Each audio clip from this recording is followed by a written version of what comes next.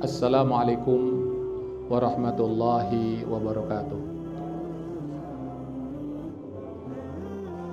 Alhamdulillah, alhamdulillahilladzi arsala rasulahu bil huda wa dinil haqq liyuthhirahu 'alad dini kullihi wa kafaa billahi shahida.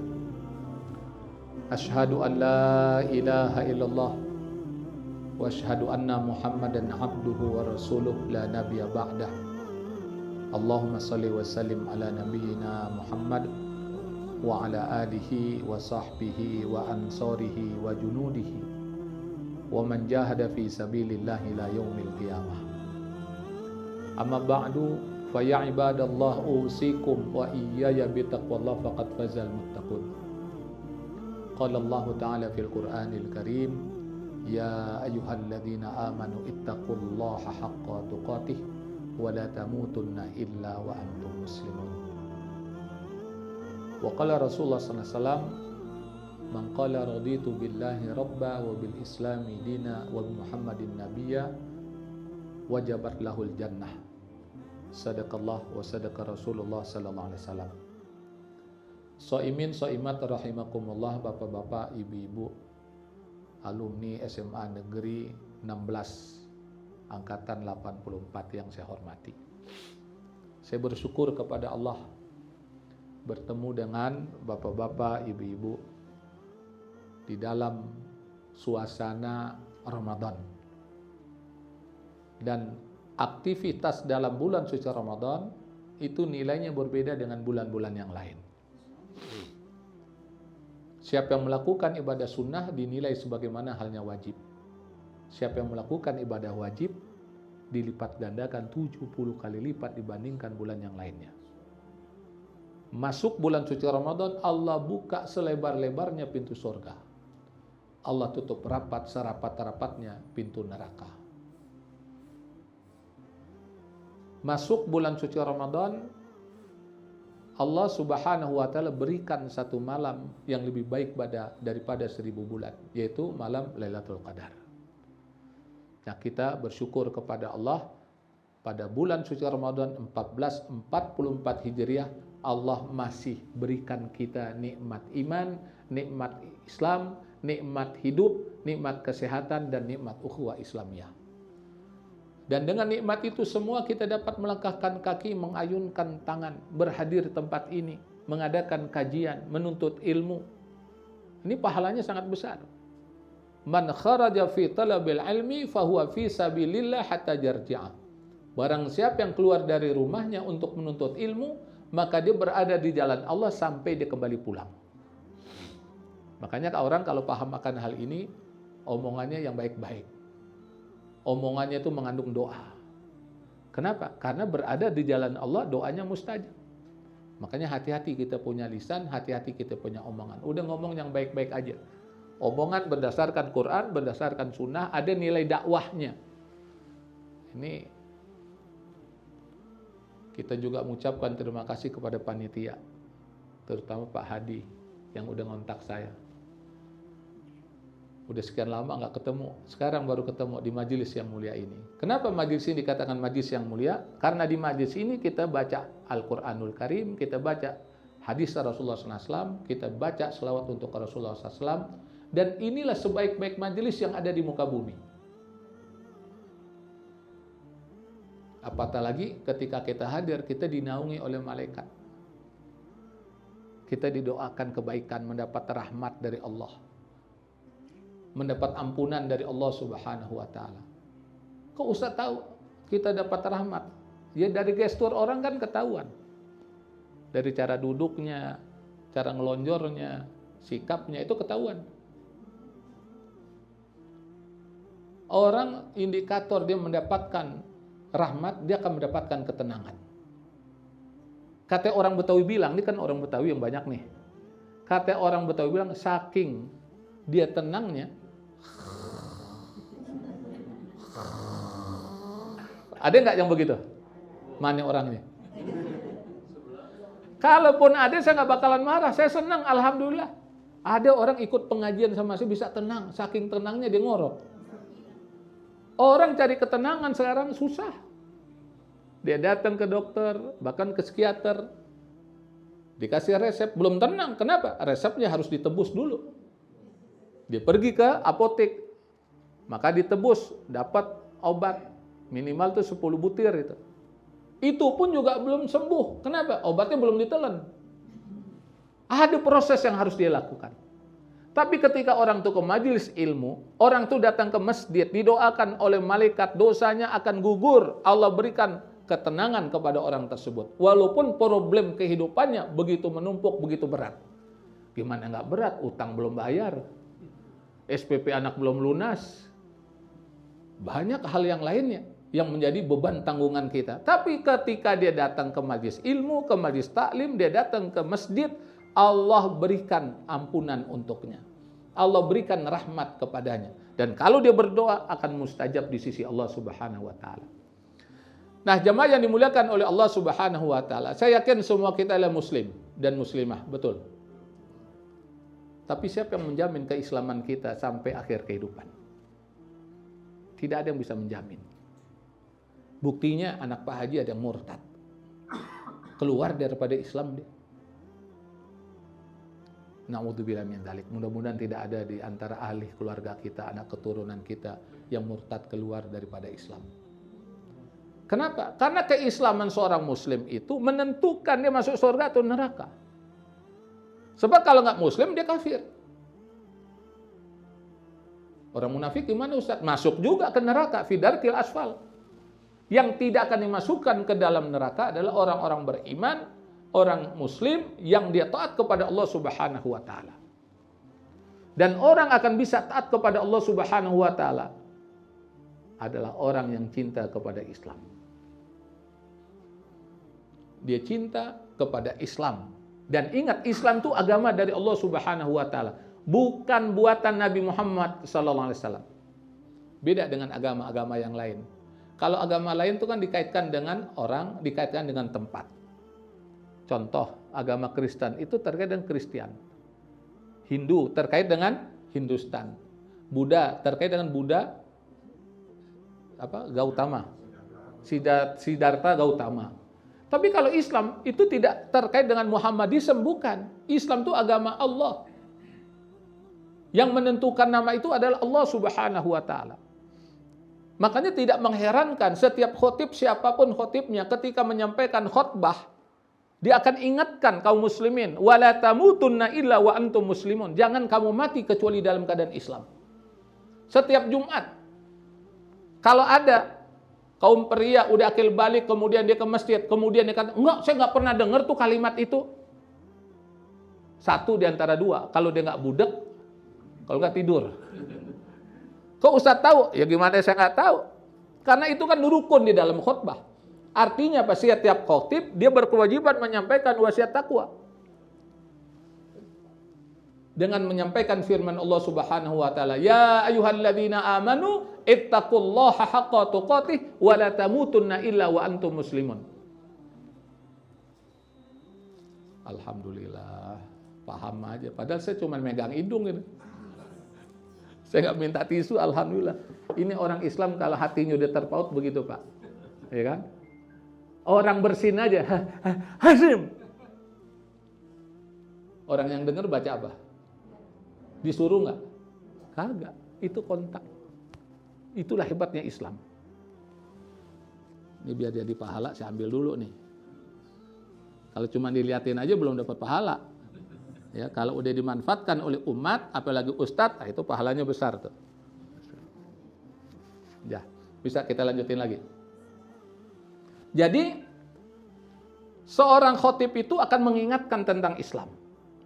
Setiap Jumat. Berarti sepekan sekali ada wasiat takwa dan ada wasiat supaya jangan mati kecuali dalam keadaan Islam. Bahkan Nabi Yusuf alaihissalam, Nabi Yusuf, Bu.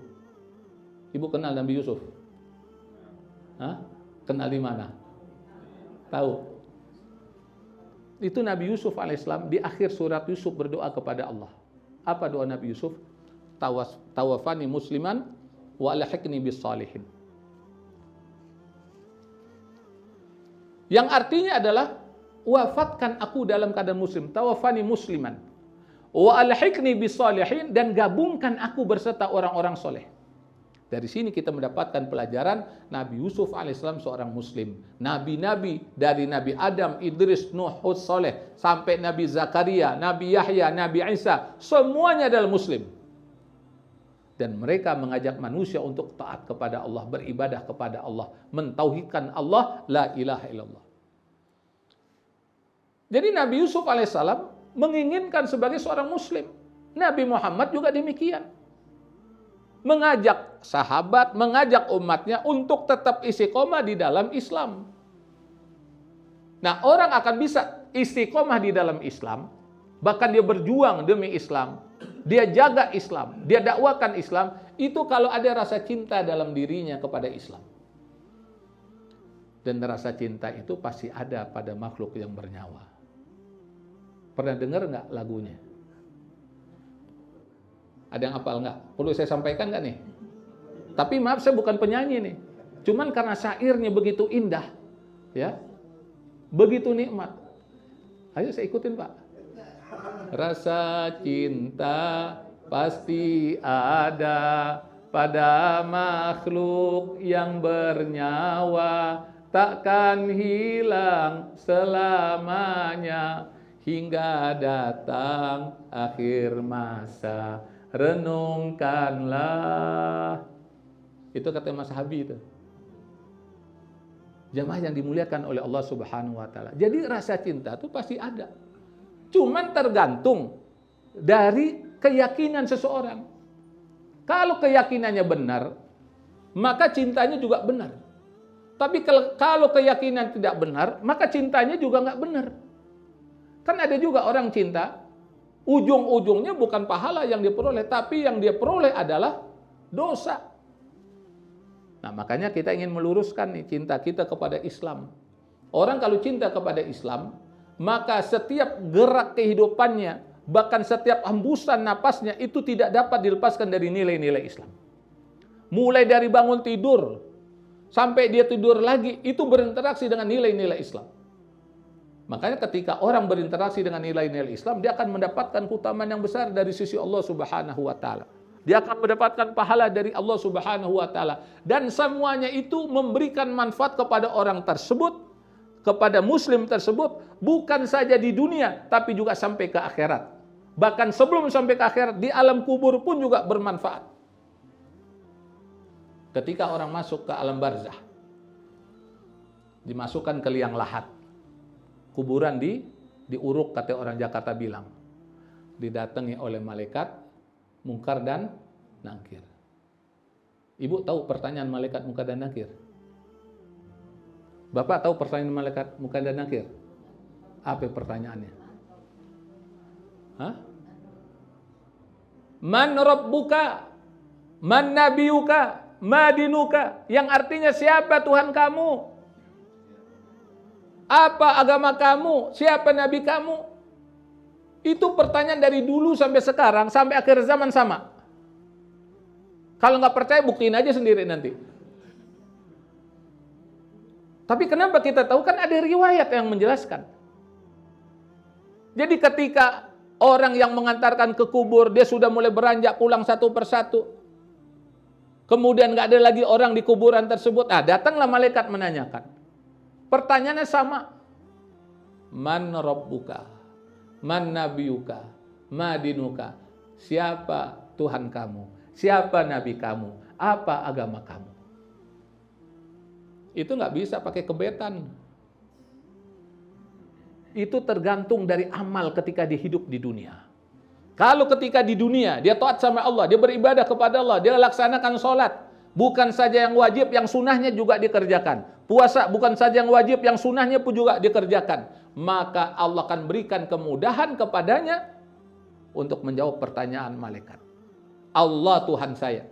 Kenapa dia bisa jawab Allah? Karena ketika hidup di dunia, dia biasa menyebut lafaz Allah Subhanahu wa taala.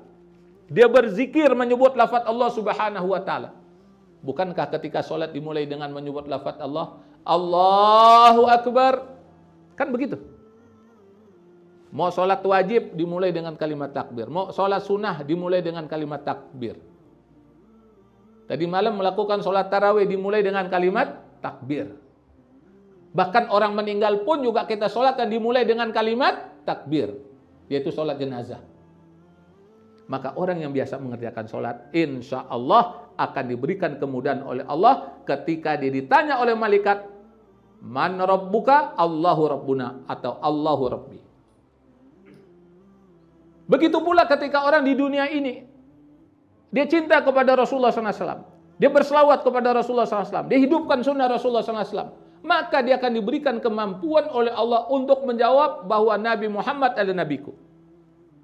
Makanya kita jangan termasuk orang yang benci kepada sunnah Rasulullah SAW. Kalau sekiranya kita belum mampu melakukannya, udah kita sabar aja. Jangan banyak komentar yang akhirnya Nabi Muhammad SAW tanpa kita sadari kita celak. Jangan sampai itu terjadi. Nah, sunnah Rasulullah SAW kita ikuti sekemampuan kita. Karena ada riwayat mengatakan, man ahabba sunnati faqad ahabbani wa man ahabbani kana ma'i fil jannah. Barang siapa yang mencintai sunnahku, maka dia mencintaku. Barang siapa yang mencintaku, dia akan bersamaku dalam surga. Nah, orang akan dapat diketahui sebagai umat Nabi Muhammad ada tandanya. Perlu saya sampaikan gak deh? Sebab ada juga kan orang mengklaim, oh saya kan umat Nabi Muhammad, saya pencinta Rasulullah SAW. Ada nggak yang model kayak begitu? Ada. Tapi tandanya apa? Kamu itu sebagai umat Nabi Muhammad tandanya apa? Nah, ini pentingnya kita ngaji nih. Biar kita memantapkan tanda tersebut dalam kehidupan. Yang pertama tanda kita adalah umat Nabi Muhammad SAW, kita mengerjakan sholat 5 kali sehari semalam.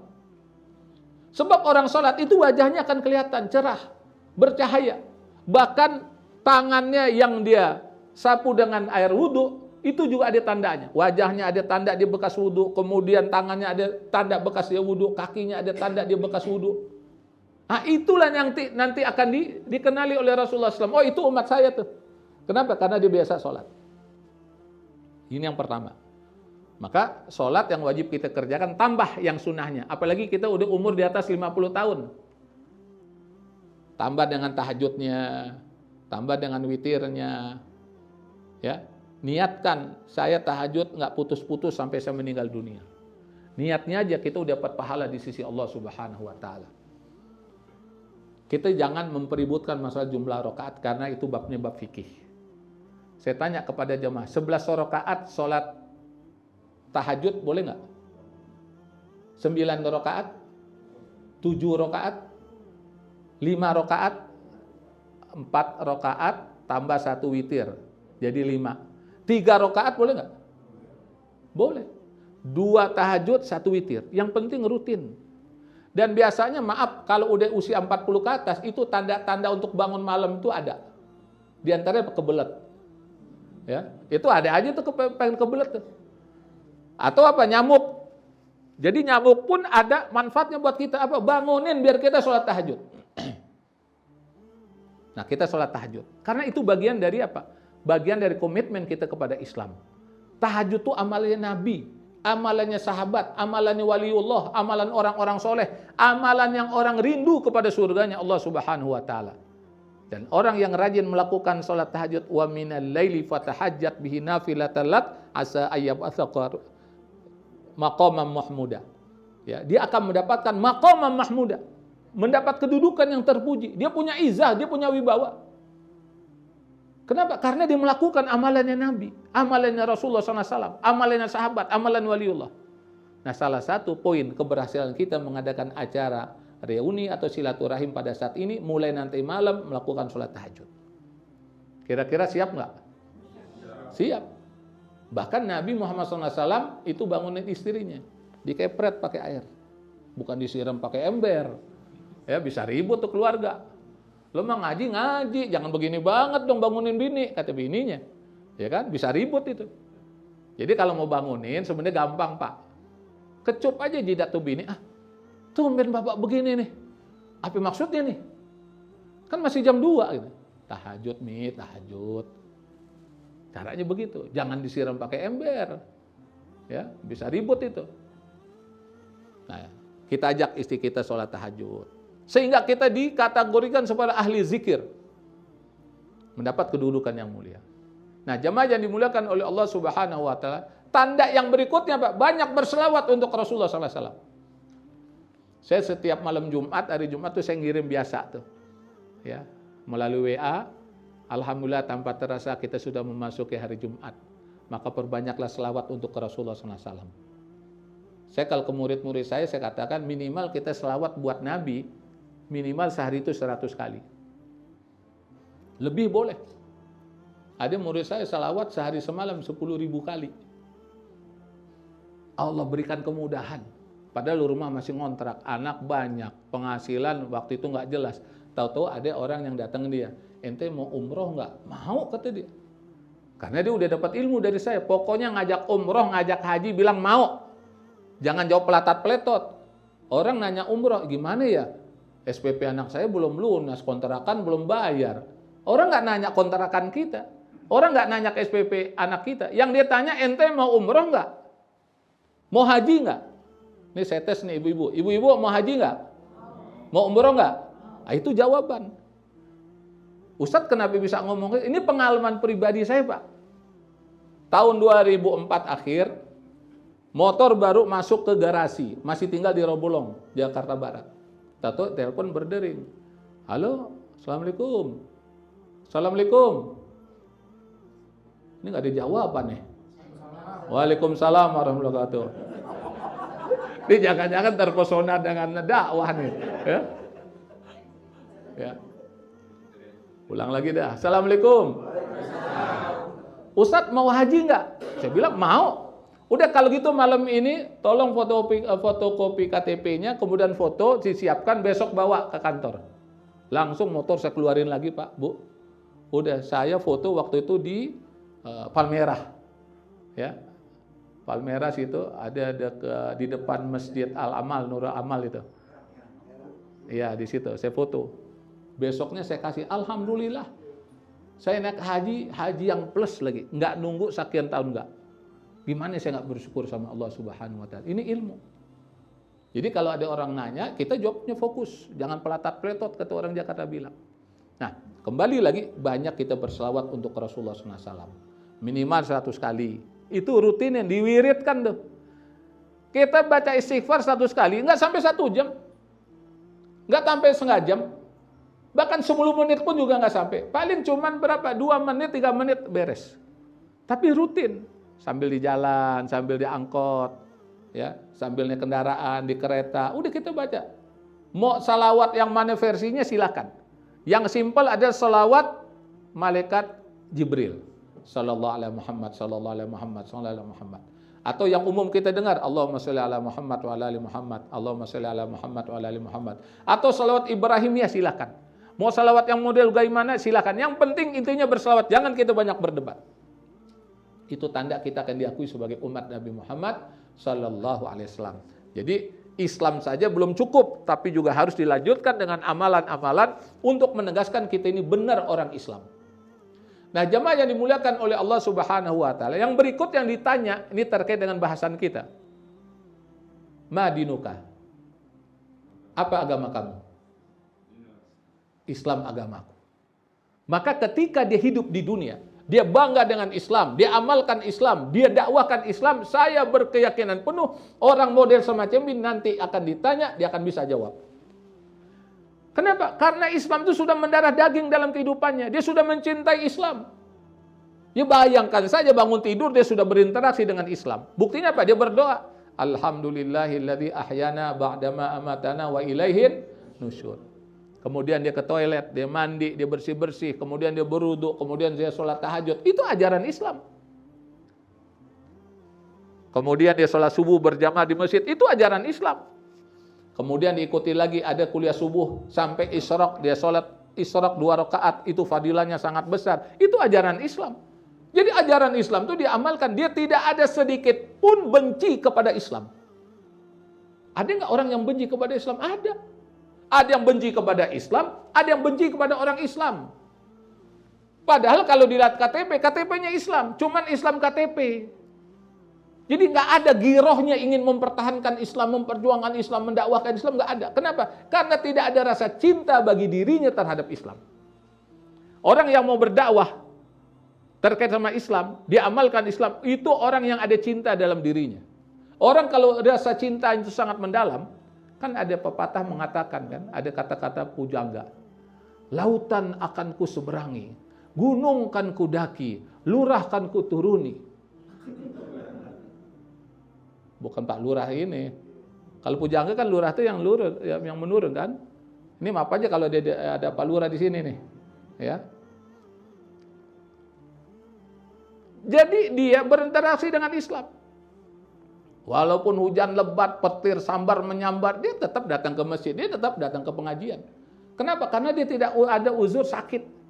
Kecuali udah nggak bisa melangkahkan kaki, kemudian kendaraan juga nggak ada. Ya kita maklumilah. Nah, jemaah yang dimuliakan oleh Allah Subhanahu wa taala, oleh karena itu mari kita tumbuhkan semangat mencintai Islam. Kalau kita udah cinta kepada Islam, insya Allah ketika di alam kubur, kita akan bisa menjawab pertanyaan malaikat munkar dan nakir. Dan ketika nanti di akhirat, di alam barzah, itu tadi alam kubur, ketika kita nanti di alam akhirat, maka kita pun juga akan bersama Rasulullah SAW. Kenapa demikian? Karena Rasul agamanya Islam. Kita akan bersama Nabi dan Rasul terdahulu. Kenapa? Karena Nabi dan Rasul terdahulu agamanya Islam. Maka kita akan dikumpulkan dengan orang-orang Islam yang taat kepada Allah, yang beriman kepada Allah, beriman kepada kitabullah, beriman kepada rukun iman yang lainnya, kita akan dimasukkan dalam surganya Allah Subhanahu wa taala. Nah, untuk itu maka kita upayakan akhir kehidupan husnul khatimah. Selain kita berdoa kepada Allah, Allahumma inna nasruka husnul khatimah.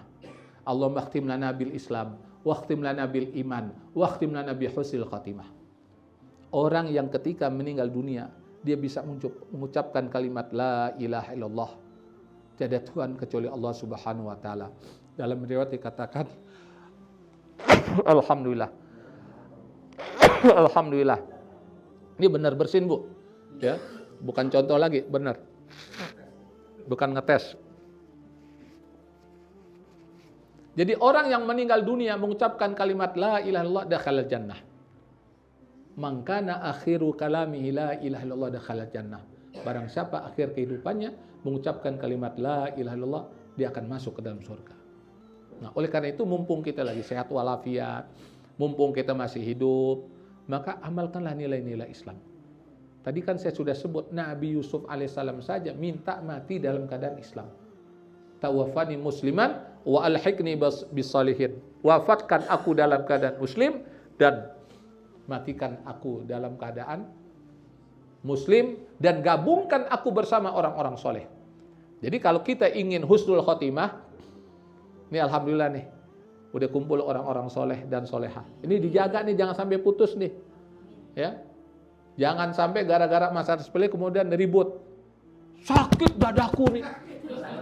Gimana nggak sakit dipukul-pukul, ya kan? Ya, yang repotnya lagi apa? Gede ambek. Gue disindir terus nih, katanya. Nah, pas acara-acara berikutnya nggak mau datang lagi dia. Nah, ini jangan sampai udah tua gede ambek, ya kan? Malu-maluin anak cucu tuh nggak boleh. Kita harus berikan contoh bagaimana silaturahim kepada teman kita, sejawat kita, saudara-saudara kita. Kan pantunnya udah saya sampaikan kan? Cuman bedanya tadi belum direkam. Nah, sekarang saya ulangi lagi nih, karena sekarang direkam biar di-share nanti. Abdurrahim dari Bengkulu beli kerang untuk keluarga. Silaturahim memang perlu bagi orang yang ingin ke surga. Ya. Nah, ini kita jaga nih silaturahim kayak begini nih. Ya. Kalau bisa mah tiap pekan nih model kayak begini nih. Ya, pengajian kayak begini. Jadi akselerasi, jadi percepatan nih kita untuk memahami Islam, mengamalkan Islam, berinteraksi dengan Islam, dan berikutnya adalah mendakwakan Islam. Nah, jemaah yang dimuliakan oleh Allah Subhanahu wa taala, jadi keislaman seorang itu akan dapat terjaga kalau dia bersama orang-orang soleh. Karena kalau orang soleh itu saling ingat mengingatkan, diamalkan tuh firman Allah Subhanahu wa taala, wa tawasaw bil haq wa tawasaw bis sabr. Wa tawasaw bil haq, saling nasihat menasihati dalam kebenaran. Wa tawasaw bil haq wa tawasaw bis sabr, dan saling nasihat menasihati dalam kesabaran. Karena memang untuk nasihat menasihati untuk dakwah itu perlu sabar. Kadang-kadang ada orang yang jenuh, ada orang yang capek. Gue capek deh ngingetin dia, udah 3 kali. 3 kali udah capek. Ya. Ada orang terus-menerus nggak capek-capek, maksiat nggak capek-capek, dia bahkan dia keluarin duit untuk maksiat. Nah, yang fatalnya lagi adalah orang memberikan nasihat dalam keburukan, bukan kebaikan. Contoh, saya pengen tanya sama jemaah, itu khamar halal atau haram? Haram atau halal? Sepakat? Dari mana kita mengatakan khamar itu haram? Dari Quran, cakep jawabannya. Apakah kita minum khamar dapat berubah hukumnya dengan membaca bismillah? Bismillahirrahmanirrahim. Allahumma barik lana fima razaqtana wa qina adzabannar. Gelegek. Apa jadi halal? Kalau itu benar pendapat dan dipahami oleh masyarakat, ini bahaya. Emang bahaya gimana Pak Ustaz? Semuanya nanti pakai bismillah. Perbuatan maksiat bisa berubah hukumnya. Udah nggak apa-apa berzina, awali aja pakai bismillah. Bahkan iringi dengan doa, Allahumma jannibna syaitan wa jannibna syaitan ma razaqtana. Apa jadi halal? Kagak. Orang main kartu, pokoknya asal siap lu banting tuh kartu, udah baca aja deh bismillah. Bismillah. Apa jadi halal main kartu? Nggak bisa. Kalau udah haram, kata Allah udah haram. Jangan kita pelintir tuh ayat. Nah, makanya di sinilah pentingnya kita mempelajari Islam. Biar kita nggak ketipu. Sebab mungkin hal semacam ini bisa ada dalam kehidupan. Apalagi sekarang kan zaman viral. Direkam sedikit kemudian viral. Apalagi yang ngomong adalah anak-anak muda. Ya, itu bisa berubah tuh generasi kita, pemuda-pemuda kita. Nah, di sinilah pentingnya. Kalau orang tuanya udah ngaji, orang tuanya udah cinta kepada Islam, insya Allah itu akan bermanfaat buat anak keturunannya. Karena itu akan dicontoh oleh anak keturunannya. Tapi kalau orang tuanya biasa mabok, biasa main judi, ya jangan disalahkan juga kalau anaknya nggak nurun kelakuan bapaknya. Nah, makanya kita berikan contoh yang baik kepada anak keturunan kita. Mudah-mudahan kita semua ahli keluarga kita meninggal dalam keadaan husnul khotimah. Kita meninggal dalam keadaan iman. Kita meninggal dalam keadaan Islam. Dan kita dikumpulkan di dalam surga bersama keluarga kita dan keturunan kita. Makanya banyak-banyak kita berdoa kepada Allah. Ya Allah, kumpulkanlah kami, ya Allah, di dalam surgamu yang mulia bersama Rasulullah SAW.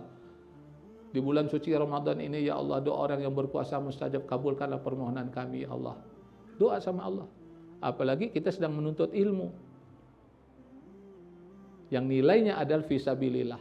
Doa kita dikabul oleh Allah Subhanahu wa Ta'ala. Nah, jemaah yang dimuliakan oleh Allah Subhanahu wa Ta'ala, sebelum saya tutup, mari kita sama-sama. Itu tanpa sengaja, saya paham itu.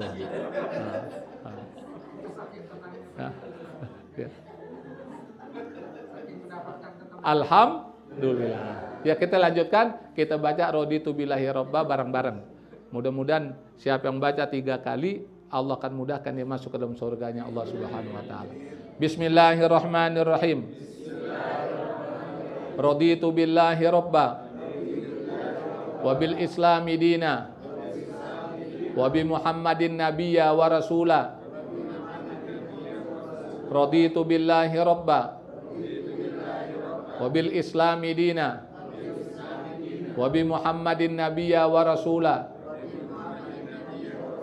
Raditu billahi rabba wa bil islami dina wa bi Muhammadin nabiyya wa rasula.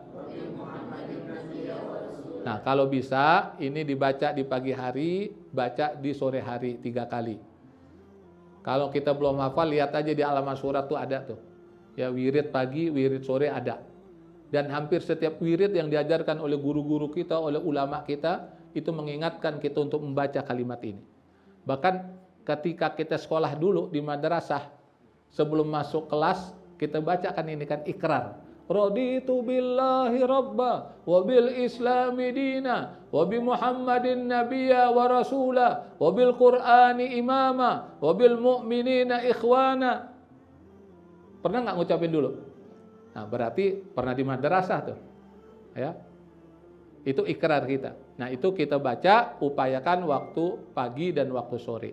Mudah-mudahan kita semua dalam keadaan iman dan Islam. Akhir kehidupan kita dalam keadaan iman dan Islam. Saya rasa itu dapat saya sampaikan. Silakan kalau ada pertanyaan yang bisa saya jawab akan saya jawab. Yang belum bisa dijawab nanti kita cari jawabannya.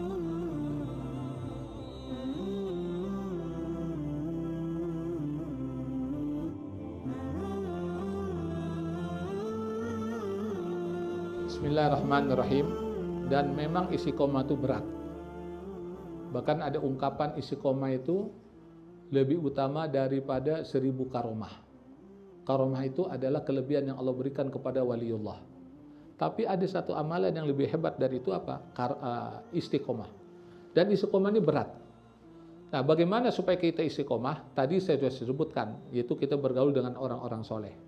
Kita ada komunitas orang-orang soleh, komunitas orang-orang baik, komunitas yang memang visi dan misinya udah jelas pengen masuk ke dalam surganya Allah Subhanahu wa taala. Maka dia akan buat program-program untuk bagaimana kita berinteraksi dengan amalan yang akan mengantarkan kita ke surga. Nah, yang berikutnya lagi, kalau kita ingin istiqomah, kita harus menghindari bukan saja makanan dan minuman yang haram, tapi yang syubhat, yang meragukan. Jadi kalau udah meragukan, mendingan kita tinggal. Supaya apa? Supaya doa kita mustajab di sisi Allah, supaya kita dalam kehidupan ini bisa istiqomah. Sebab kalau kita makan makanan yang haram atau makanan yang syubhat, itu akan mempengaruhi perilaku kita, pemikiran kita, sikap kita. Kenapa? Karena makanan itu akan mengalir melalui aliran darah kita, akan masuk ke dalam otak kita. Nah, kalau dia masuk ke dalam otak kita, dia syubhat, maka pikiran syubhat yang akan muncul dalam kehidupan kita. Kalau makanan yang haram, maka perilaku yang haram yang akan dia lakukan. Makanya jangan heran orang-orang yang biasa minum khamar, biasa makan babi, makan anjing, segala macam, diajak berzina juga mau. Diajak melakukan kemungkaran juga mau. Kenapa? Karena sudah menjadi darah daging dalam tubuhnya. Nah, maka kita jangan sampai yang haram kita makan, kita konsumsi, yang makruh juga demikian, lebih baik kita ditinggalkan. Lebih baik kita tinggalkan itu semua. Puasa Ramadan ini dalam rangka melatih itu. Kalau yang halal aja kita mampu mengendalikan, bagaimana yang haram akan lebih mudah lagi. Dengan catatan, dengan izin Allah Subhanahu wa ta'ala. Nah, yang berikutnya lagi menurut saya kita harus punya amalan.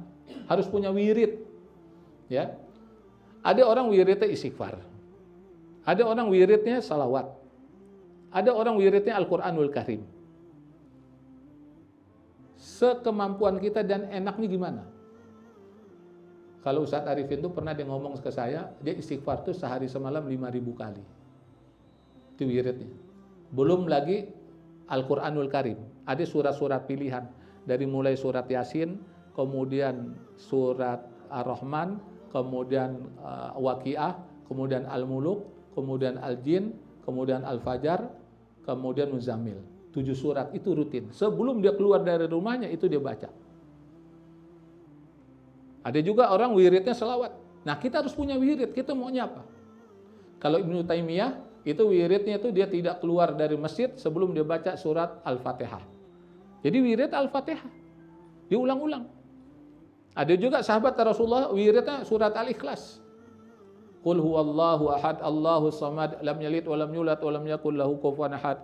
Bismillahirrahmanirrahim. Qul huwallahu ahad, Allahu samad, lam yalid wa lam yulad wa lam yakul lahu kufuwan ahad. Bismillahirrahmanirrahim. Qul huwallahu ahad, Allahu samad, lam yalid wa lam yulad wa lam yakul lahu kufuwan ahad. 3 kali kita baca Al-Ikhlas, itu kita akan mendapatkan seperti orang yang membaca Al-Quran selesai satu Quran. Kalau 10 kali, Allah akan bangunkan gedung nanti di surga. Ada pesantren wiridnya itu 100 kali. Nah, itu dalam rangka kita menjaga keistiqomahan. Samping itu juga selain zikir kita banyak-banyak berdoa agar Allah memberikan keistiqomahan kepada kita di dalam melakukan kebaikan. Nah, itulah amalan-amalan yang bisa mengantarkan kita untuk tetap istiqomah. Dan ini saya sampaikan dari pengamatan saya terhadap orang-orang yang istiqomah dalam dakwahnya, dalam perjuangannya, dalam hidupnya, dalam aktivitasnya. Wallahu a'lam bishawab.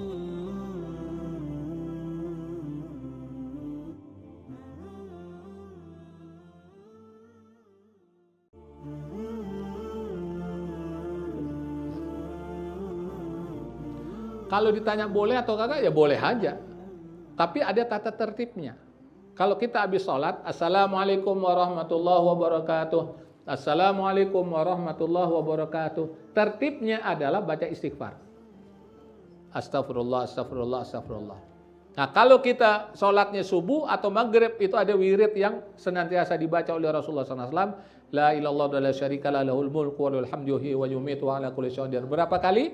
10. Setelah itu Allahumma ajirna minan nar atau Allahumma ajirni minan nar. Ya tergantung dia sendiri atau dia berjamaah. Ya itu wiridnya. Setelah itu Allahumma antas salam wa minkas salam wa ilaika ya'udus salam dan seterusnya. Dan jangan dilupakan habis sholat baca ayat kursi. Ya wiridkan itu. Karena orang yang mewiridkan ayat kursi tidak ada pembatas antara dia dengan surga kecuali kematian. Nah ini biasakan. Nah mudah-mudahan dengan kita baca semacam itu kita istiqomah dan akhir kehidupan husnul khotimah. Ya, ada orang meninggal lagi sujud, meninggal lagi sholat, meninggal lagi baca Quran, ya meninggal lagi dakwah, lagi ceramah atau meninggal. Bahkan saya dikirimin ada orang Payakumbuh, itu dia mencontohkan bagaimana akhir kehidupan. Ya, dia contohin, Pak, benar-benar dia meninggal. Ya, Allahu Akbar, tahu-tahu meninggal. Innalillahi wa inna ilaihi raji'un. Nah, itu yang kita inginkan, meninggal dalam keadaan suci, dalam keadaan berwudu, menghadap kiblat, lagi beribadah, itu yang kita inginkan. Jadi kita akan jadi bahan omongan yang baik buat generasi setelah kita. Ya, indah banget tuh bapak meninggalnya lagi sujud. Indah banget tuh bapak meninggalnya tuh habis sholat. Jangan meninggal jadi omongan, oh meninggalnya lagi berzina, nauzubillah min zalik. Oh meninggalnya lagi mabuk, lagi nyekek botol, nauzubillah min zalik. Jangan sampai itu terjadi sama kita. Makanya ini pentingnya istiqomah nih. Sebab akhir kehidupan kita nggak tahu. Ya sekarang kita bisa kumpul, kita ngaji. Tapi akhir kehidupan kita siapa yang jamin? Makanya kita minta kepada Allah, mudah-mudahan kita semua ahli keluarga kita husnul khatimah. Wallahu a'lam bishawab.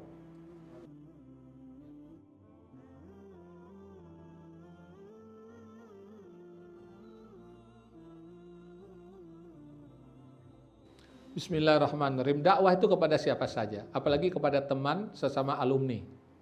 Yang penting kita sampaikan. Yang kedua, bukan sekedar omongan, kita tunjukkan akhlakul karimah kita. Bagaimana komitmen kita terhadap janji, bagaimana perilaku kita, tutur kata kita, kemudian muamalah kita. Jangan sampai kita dakwah tapi kita banyak utang sama dia. Dilecehin kita. Atau kita berdakwah kepada mereka, kemudian kita masih melakukan maksiat, bahkan dosa besar lagi, nauzubillah min zalik. Nah maka tunjukkanlah akhlakul karimah. Bagaimana kita silaturahim ke dia, dia sakit kita datengin, kemudian ada keluarganya meninggal kita takziah. Begitu akhlaknya. Dan itu yang diajarkan oleh Rasulullah SAW. Kalau orang udah tersentuh hatinya, udah dekat dengan kita, nggak perlu kita ngomong, kedipan aja udah paham dia. Buktinya apa? Perlu saya kasih bukti nggak? Suami istri itu kan ikatannya udah kuat kan? Ketika suaminya pengen dia berhubungan sama istri, nggak perlu teriak-teriak. Mami ladenin aku dong malam ini, nggak perlu. Cukup, Mami. Ya kan? Kok usah tahu pengalaman kami ini? Gitu. Itu karena udah satu hatinya udah dekat. Begitu juga orang kalau udah didakwahi dengan Islam, dengan baik, tutur kata yang baik, akhlakul karimah yang baik, dengan isyarat tuh udah paham. Ya buat pemilu besok ya pilihan kita udah jelas dah. Ya dia udah paham udah. Masa dia akan pilih orang yang akan membahayakan Islam? Ya kan? Akan acak-acak Islam. Apa belum cukup peringatan dari Allah Subhanahu wa taala? Ya. Jadi nggak perlu kita teriak-teriak apalagi berdebat kusir di SMS, di WhatsApp. Ya, akhirnya satu grup semua pada tahu udah. Ya, mendingan kita kumpul, kita diskusi kan, kemudian kita dakwah, kemudian kita sepakat dah. Bahkan suara kita tidak akan sia-sia. Kita berikan kepada orang yang benar-benar komitmen, yang kita kenal dia juga kenal kita. Jadi nanti kalau kita datang ke gedung DPR, kita nggak kikuk lagi kita. Oh, teman saya ada tuh. Oh, misalkan dia mau jadi gubernur atau dia jadi menteri, enak kita nelpon juga enak. Tapi kalau kita nggak kenal, siapa lu? Tumben lo kontak-kontak. Emang gue kenal lu? Nah, mau apa kita? Apa buktinya kamu milih saya? Ini kita dibuang sama mereka. Nah, inilah yang sering terjadi. Makanya kalau boleh saya menyarankan, walaupun pemilu masih 2024 nanti, ya udah komitmen. Nih suara saya akan saya berikan nih kepada Anda. Anda komitmen nggak? Kalau perlu hitam di atas putih. Jadi kalau dia macam-macam, ini tunjukin aja nih. Mana komitmennya nih? Jadi kita bukan memberikan suara begitu aja, enggak. Gitu. Nah nanti kalau memang dia ada reses segala macam, kita akan diundang tuh. Nah, apa keluhannya, apa masukan-masukannya. Nah nanti kita bisa menyampaikan kepada mereka. Jadi ada hubungan silaturahim yang terus berlangsung. Jangan sampai nanti udah jadi nomor teleponnya diganti. Di kontak-kontak nggak nyambung-nyambung. Nah, jangan sampai itu terjadi. Ya, ini saran saya. Boleh nggak saya saran begitu? Ya, boleh ya. Mudah-mudahan bermanfaat.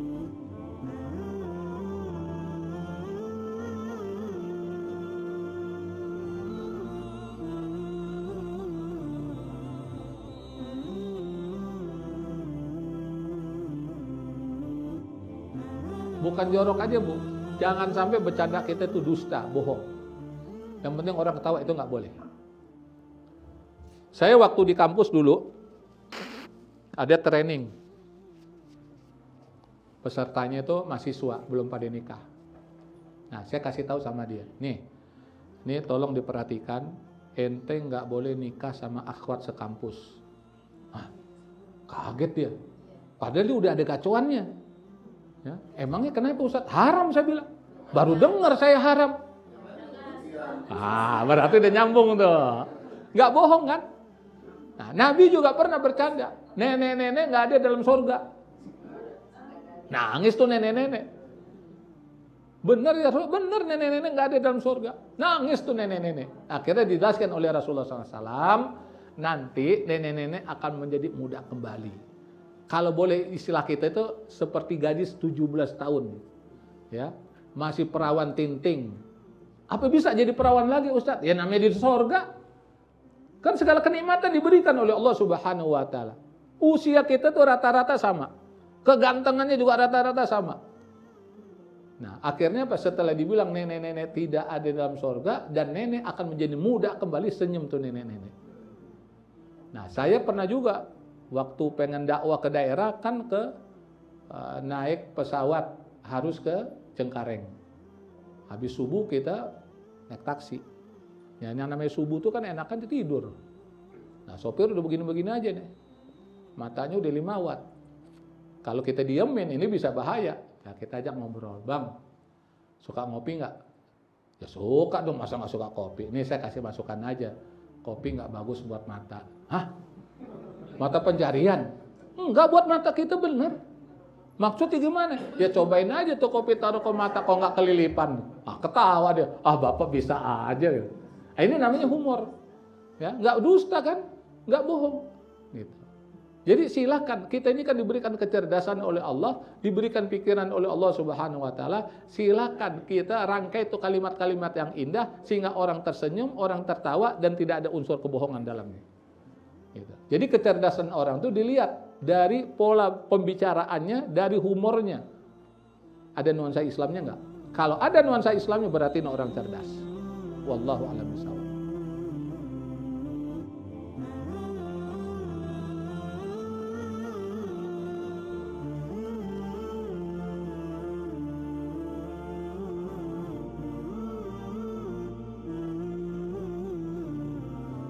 Silaturahim ada suatu amalan yang pernah dipesankan oleh Rasulullah SAW ketika Rasulullah SAW memasuki kota Madinah.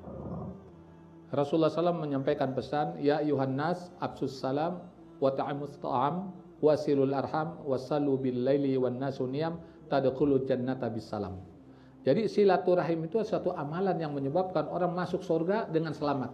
Ada yang mengartikan masuk surga selamat itu artinya masuk surga tanpa hisab. Selamat dia, gampang dia masuk dalam surganya. Gak ribet.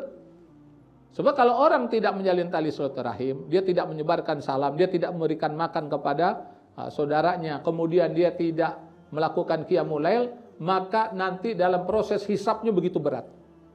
Nah, ini pesan Rasulullah SAW ketika baru masuk ke kota Madinah. Nah, kemudian dalam hadis Rasulullah SAW dijelaskan. Nah, silaturahim banyak bentuknya. Bisa kita menengok orang sakit, bisa kita takziah. Nah, ketika kita menengok orang sakit, dalam hadis kursi dikatakan, wahai hambaku, kenapa ketika aku sakit kamu tidak menengok aku? Kata hamba, ya Allah bagaimana engkau sakit? Engkau kan Tuhan, masa Tuhan sakit?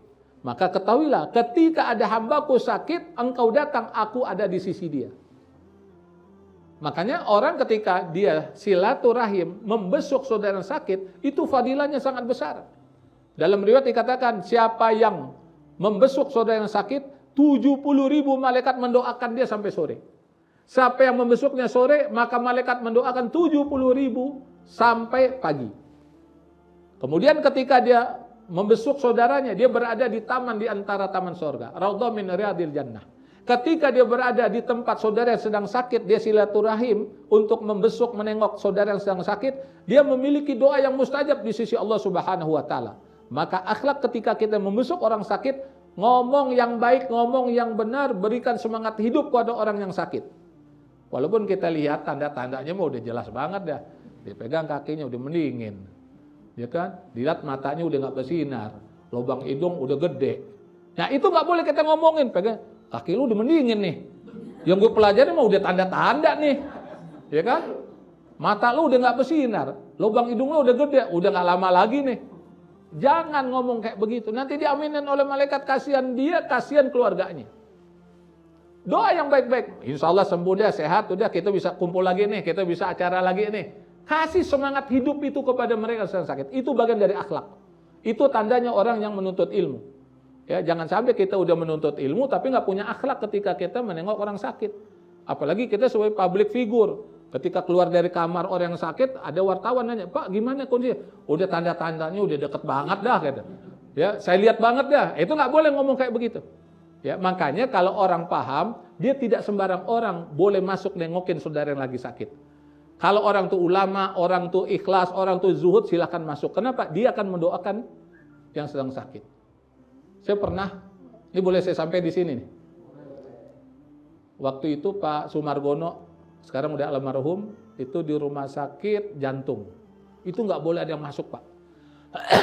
Saya datang. Saya kan kalau ada yang saya dengar, yang saya kenal, saya datang, saya tengokin. Kata orang pihak rumah sakit, oh nggak boleh nih, nggak boleh masuk. Enggak, saya bukan mau ngapain, saya mau doain dia, saya bilang. Masa orang doain nggak boleh? Gitu. Akhirnya nggak bisa ngomong tuh. Ya, bagian di rumah sakit, saya boleh masuk.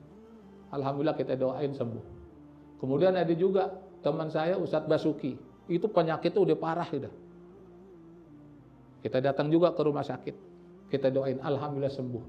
Kenapa? Doa orang di sekitar yang lagi sakit itu mustajab. Jadi kalau kita ada keinginan, ada sesuatu, terutama untuk kesembuhan saudara kita, doain. Apalagi bulan Ramadan, doa orang berpuasa mustajab di sisi Allah Subhanahu wa taala. Nah, biasakan kita silaturahim. Nah, kemudian berkaitan dengan Palestina. Saya alhamdulillah 2 periode untuk menjabat ketua KISPA. Periode ketiga saya diminta lagi untuk menjabat. Saya nggak mau. Karena saya ingin memberikan contoh keteladanan. Jangan jabatan itu lama-lama. Ya, kasih sama generasi yang berikutnya. Sekarang ini saya sebagai pembina. Nah, alhamdulillah ketika kita mengajak masyarakat untuk membantu Palestina dan memang rezekinya orang Palestina, alhamdulillah ada aja ngasih. Kalau saya gelar sorban di mana aja. Karena saya nggak ada kepentingan apa-apa kecuali mencari ridho Allah. Kenapa demikian? Karena semua uang yang kekumpul itu kita berikan. Saya nggak berani Pak motong 1 rupiah pun juga. Dan orang udah tahu kalau Ustadz Ferry Nur ngumpulin bantuan buat di Suriah, buat di Palestina atau Rohingya, itu nggak ada dipotong 1 rupiah pun nggak ada. Kenapa? Karena saya memberikan permisalan ibarat batu cincin. Dia akan berharga bernilai kalau utuh. Berlian kalau somplak aja dikit, jatuh harganya. Amalan kita juga begitu. Kalau rusak sedikit aja udah nggak ada artinya, bahkan bisa ditolak oleh Allah Subhanahu wa taala. Maka jadikan ini amalan unggulan. Nah, kenapa saya begitu semangat untuk membantu saudara kita di Palestina? Karena ada riwayat mengatakan perjalanan kita untuk membantu kaum muslimin lebih baik daripada itikaf di masjidku sebulan penuh. Ingat, masjidku kata Nabi adalah Masjid Nabawi. Masjid Nabawi orang sholat di sana nilainya 1000 kali dibandingkan masjid yang lainnya. Di Masjid Nabawi ada raudhah, itu karpetnya warnanya hijau berkembang. Kemudian antara mimbar Rasulullah SAW dengan rumah Rasulullah SAW. Itu siapa yang tobat di tempat itu diterima tobatnya. Siapa yang berdoa, doanya dikabul oleh Allah Subhanahu wa taala. Dan saya yakin, dan saya pernah ngalamin. Makanya saya mantap ngomongnya. Gimana saya nggak yakin coba? Saya pergi umroh, sama kemenakan beda, hotelnya beda, pesawatnya beda. Akhirnya saya mohon sama Allah, ya Allah jauh-jauh masa saya nggak bisa ketemu sama kemenakan saya, ya Allah. Ya Allah, pertemukanlah dengan kemenangannya ya Allah. Setelah selesai, saya menoleh ke kanan, kemenangan saya. Gimana saya nggak yakin coba sama Allah Subhanahu wa Ta'ala. Bahkan saya dikirimin video, ada seseorang, dia udah ada di Raudhah. Dan di Raudhah itu nggak boleh lama. Karena bergilir dengan jemaah yang berikutnya. Dia doa sama ya Allah. Ya Allah, aku mohon kepadamu ya Allah, agar aku bisa sampai maghrib di tempat ini ya Allah. Dia doa sama Allah. Nggak perlu sampai seminggu, nggak perlu sampai 1 hari. Hari itu juga kontan Allah kabulkan permohonannya. Pertama diusir oleh askar, ayo keluar. Tapi ketika dia sampai di sana, dipanggil sini kamu. Silakan kamu duduk di sini sampai maghrib. Dan itu viral. Saya yakin di antara bapak ibu ada yang pernah nonton itu videonya. Dia seorang laki-laki, dia yakin dengan kekuatan doa. Dan dia itu sudah membuktikan.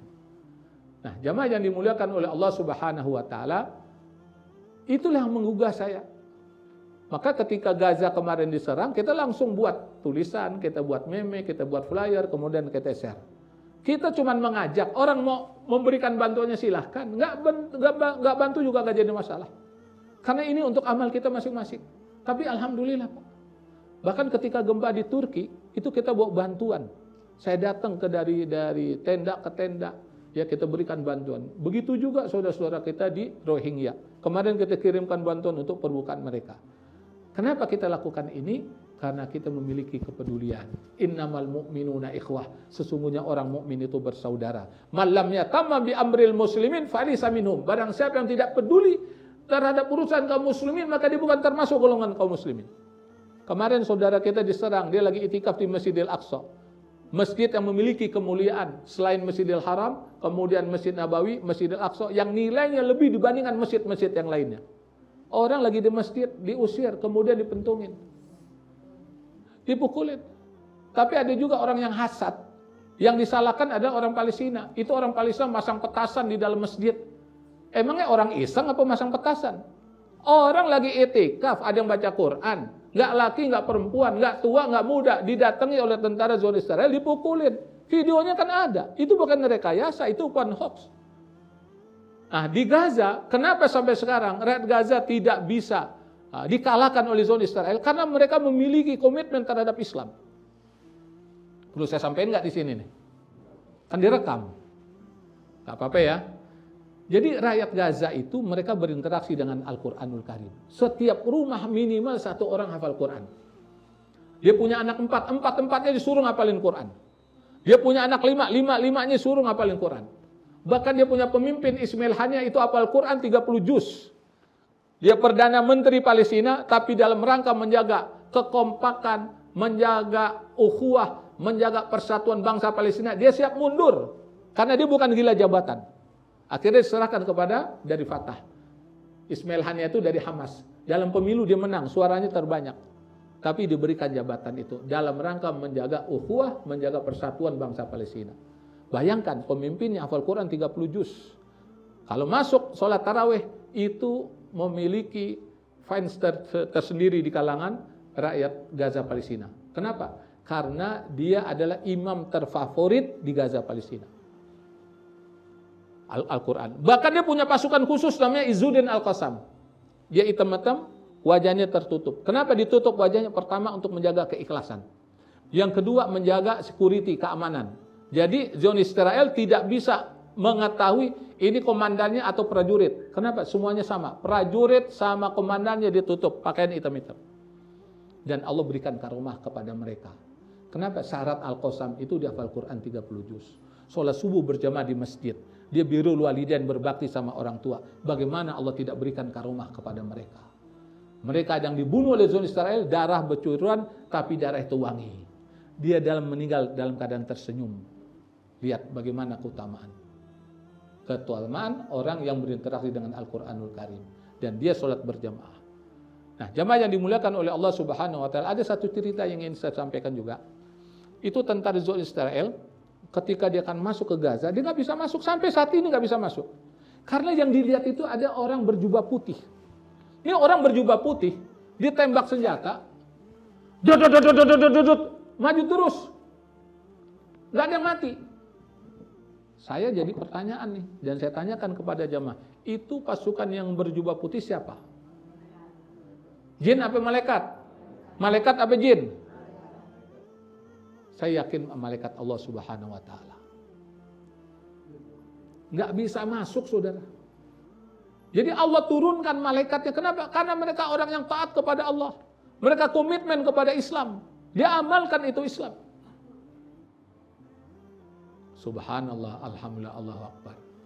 Nah, makanya kita membantu rakyat Gaza. Kenapa kita bantu rakyat Gaza? Karena kita berhutang budi sama bangsa Palestina.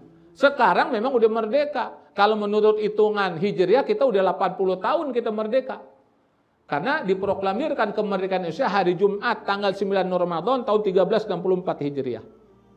Sekarang mah enak ngomong, merdeka, merdeka, merdeka. Coba ngomong kalimat semacam tahun 40-an. Kalau nggak dihantam popor Belanda sama Jepang, siapa bangsa yang pertama mengakui kemerdekaan Indonesia? Palestina. Bahkan dia punya mufti Muhammad Amin Al-Husaini melalui corong radio di Jerman memberikan sokongan dukungan terhadap kemerdekaan Indonesia. Nah, dia ke Mesir, ketemu dengan delegasi Indonesia yang dipimpin oleh Haji Agus Salim. Nah, kalau Anda ingin mengetahui Haji Agus Salim, lihat aja wajah saya. Terutama jenggotnya. Ya, Haji Agus Salim itu dia berjenggot, pecinya peci hitam, nah kayak begini nih. Ya. Jadi sebelum saya pakai imamah, saya pakai begini biasa kalau dakwah, kalau ceramah.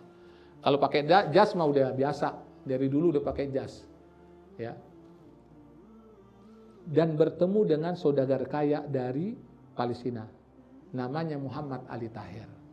Setelah dipaparkan, disampaikan kondisi rakyat Indonesia lagi susah, lagi sengsara akibat penjajahan, dia ambil seluruh tabungannya, diserahkan kepada delegasi Indonesia. Jadi kita berhutang budi kepada bangsa Palestina. Nah, bangsa besar, bangsa yang beradab adalah bangsa yang tahu diri. Jangan seperti kacang lupa dengan kulitnya. Itu jangan sampai terjadi. Makanya kita kenapa mendukung kemerdekaan bangsa Indonesia? Karena kita berhutang budi sama mereka. Kita support mereka. Ya, alhamdulillah masyarakat Indonesia, bahkan pemimpin Indonesia pun juga memiliki sikap yang tegas. Sampai detik ini kita tidak ada hubungan diplomatik sama penjajah Zionis Israel. Bahkan kalau Bung Karno lebih tegas lagi. Ya, kontingen olahraga dari Israel nggak boleh masuk Indonesia. Itu pernah terjadi. Ya. Dan Bung Karno memiliki sikap yang tegas terhadap penjajahan. Apatah lagi dalam pembukaan Undang-Undang Dasar 45. Kita ini anti terhadap segala bentuk penjajahan. Karena penjajahan tidak sesuai dengan pri kemanusiaan dan pri keadilan. Jadi masalah penjajahan itu harus kita nyahkan, harus kita singkirkan. Ya mungkin itu yang dapat saya sampaikan, mudah-mudahan bermanfaat. Sekali lagi saya ucapkan terima kasih. Jazakumullah khairan katsira kepada peserta dan panitia yang telah menyelenggarakan acara ini.